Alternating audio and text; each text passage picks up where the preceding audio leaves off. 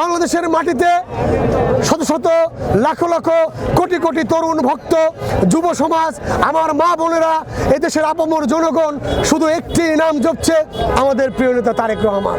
একটি কথা বলতে হয়, আজকে উনি মজলুম নেতাতে পরিণত হয়েছেন।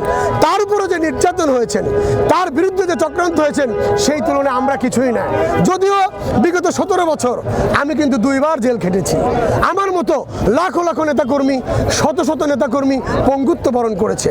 জুলাই আন্দোলনের সময় 24শে জুলাই কিন্তু আমাকে গুম করে ফেলা হয়, আমাকে 13 দিন অন্তরণে রাখা হয়। আমার পরিবার, দেশবাসী, বিএনপির নেতাকর্মী জানতো না যে আদৌ আমি বেঁচে আছি কিনা।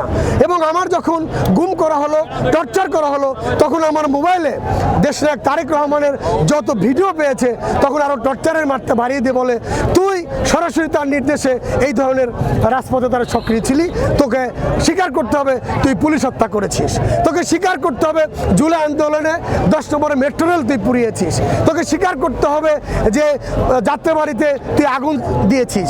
এই ধরনের উদ্ভট প্রশ্ন আমাদের উপর কিন্তু নির্যাতন করত এবং প্রশ্ন করত আওয়ামী ফ্যাসিস্ট সরকারের পুলিশ বাহিনী। তখন মনে হতো রিস প্রিয় নেতাকে যদি কাছ থেকে একবার দেখতে পেতাম, তাও হয়তো জীবনটা ধন্য হতো। আল্লাহ তাআলা আমাদেরকে বাঁচিয়ে রেখেছেন। এখনও পঙ্গু হাসপাতাল, আপনি ঢাকা মেডিকেল, হাজার হাজার নেতাকর্মী কিন্তু পঙ্গুত্ব বরণ করে চিকিৎসা নিচ্ছেন। আমি মনে করি প্রিয় নেতার দেশে আসার পরে উনি অবশ্যই এই জুলাই যোদ্ধাদের, আহত যোদ্ধাদের উনি দেখতে যাবেন, আমরা শুনে খুশি হয়েছি। এবং উনি শহীদ রাষ্ট্রপতি জিয়া রহমানের মাজার জিয়ারত করবেন। এবং আমাদের জুলাই যোদ্ধা আরেকজন প্রিয় নেতা, যার হৃদয়ে ছিল শহীদ রাষ্ট্রপতি জিয়া রহমান, যার হৃদয়ে ছিল দেশনেত্রী বেগম খালেদা জিয়া, সেই ওসমান হাদির কবরও কিন্তু উনি জিয়ারত করবেন।